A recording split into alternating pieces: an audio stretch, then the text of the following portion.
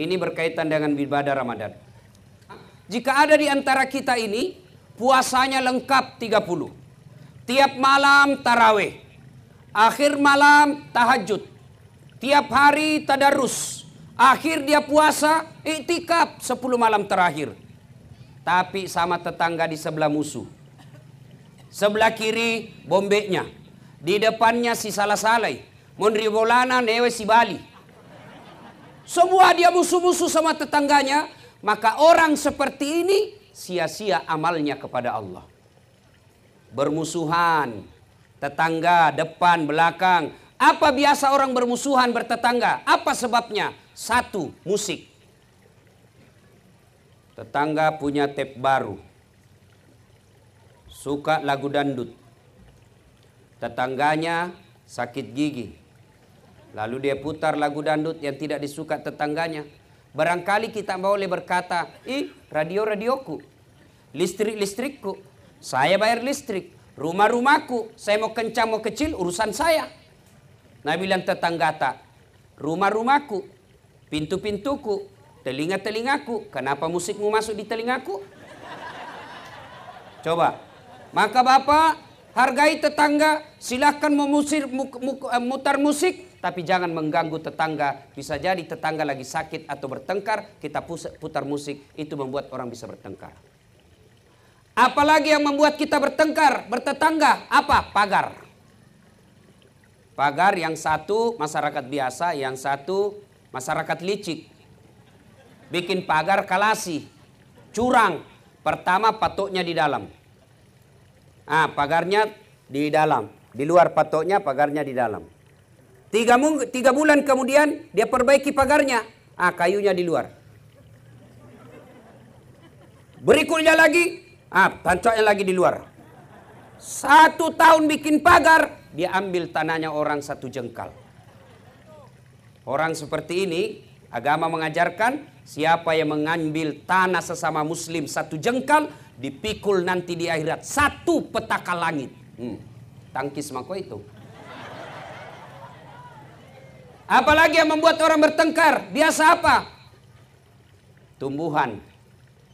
Tetangganya suka pelihara mangga, tapi tidak pelihara sampah. Ya, tanam mangga besar, akhirnya mangganya nyebrang ke pagarnya tetangga. Akhirnya apa? Daun dan sampahnya yang nyebrang, tetangganya yang bersihkan. Menurut fikih hukum Islam, daun yang nyebrang ke sebelah, pohon yang ranting menyeberang ke sebelah, maka itu halal buat tetangga. Kenapa? Karena tetangga yang kasih bersih itu daun-daun sampahnya kita punya mangga. Tuh kalau sampah menyeberang. Nah, bila mahasiswaku, kalau istrinya tetangga Ustaz, bagaimana? Halal juga sebenarnya. Lain itu cilaka. Beda. Bapak saudara-saudara sekalian, apalagi yang membuat kita bertengkar tetangga? Apa?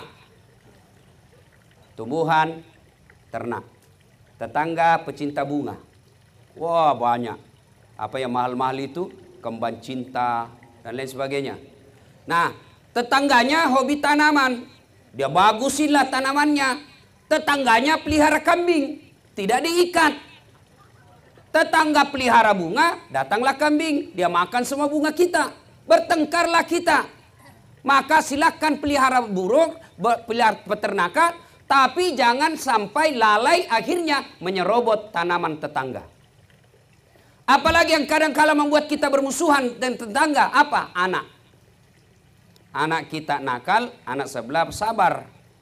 Bertengkar, orang tua ikut campur. Maka ibu bapak saudara-saudara sekalian, dengar baik-baik. Pesan Nabi. Dengar baik-baik.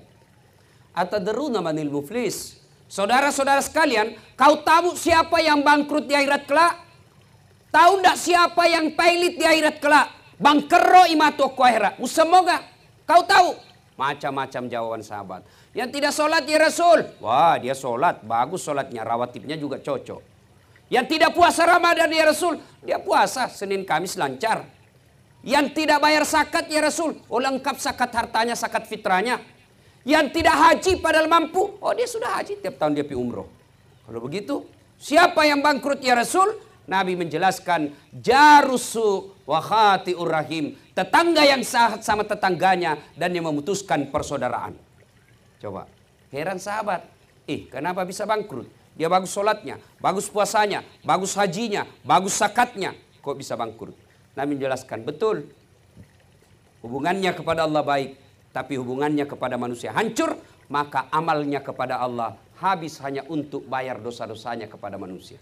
Maksudnya apa ya Rasul? Dia setorlah pahalanya. Ya Allah, ini sholatku. Datang tetangganya, tunggu dulu. Saya pernah bertetangga di kampung apa namanya? Nah yaitu.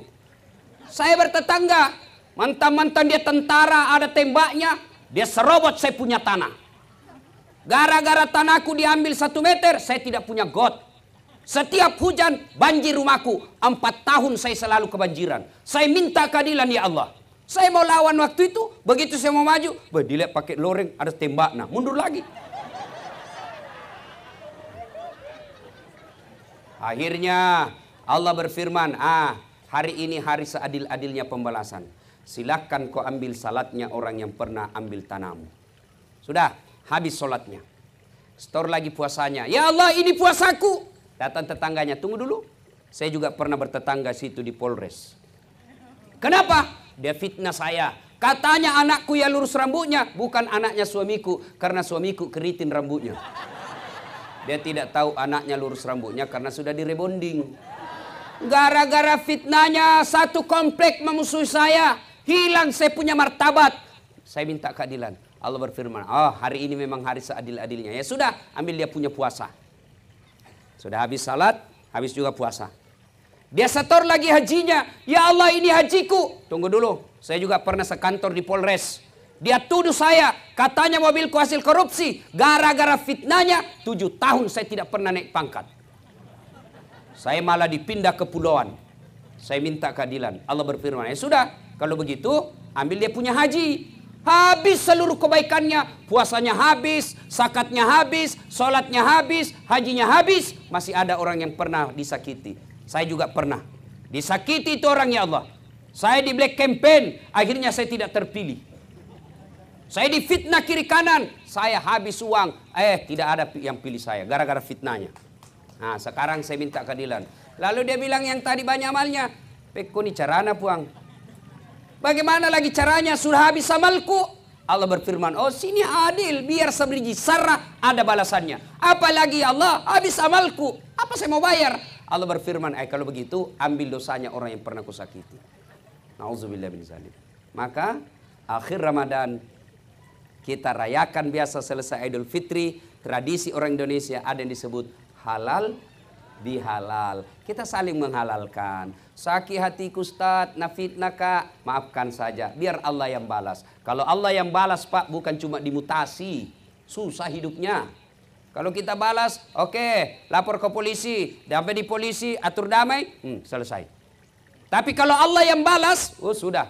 Tidak usah kita nak kasih ginjal, nak kasih mencret saja 2 minggu. Apa, masih bisa kipi sosialisasi kalau mencret-mencret maki. Ustaz saja tidak bisa ceramah kalau sudah mencret-mencret.